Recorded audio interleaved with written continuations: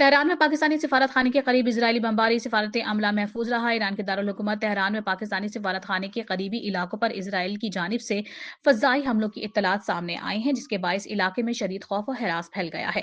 बैनुल अक़वामी ज़राए अबलाग की रिपोर्ट के मुताबिक जुमेरात की रात इजरायली तैयारों ने पाकिस्तानी सिफारत खाने और खुसूसन पाकिस्तानी सफीर मोहम्मद मुदस्सर टीपू की रिहाइशगाह के अतराफ बमबारी की, जिस दौरान जोरदार धमाकों की आवाज़ सुनी गई।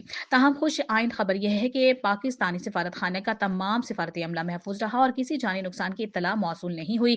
ज़राए के मुताबिक रात तकरीबन 8 बजे के करीब इन इलाकों में शदीद बमबारी की गई। ताहम ना तो सिफारत खाने की इमारत और ना ही सफीर की रिहाइशगाह को कोई नुकसान पहुंचा। शहर में जारी मुसलसल फजाई हमलों के बायस सूरत हाल सख्त कशीदा रही। दूसरी जानिब दफ्तर खारजा की जानिब से ताहाल इस वाक़े पर कोई बाज़ाबता मौक़िफ़ सामने नहीं आया। ख्याल रहे कि इसराइल की जानिब से यह मज़मूम सरगर्मी एक ऐसे वक्त में अंजाम दी गई है जब पाकिस्तान, तुर्किया और मिस्र के साथ मिलकर अमरीका और ईरान के दरमियान कशीदगी कम करने और जंग बंदी के लिए सिफारती कोशिशों में मसरूफ़ है।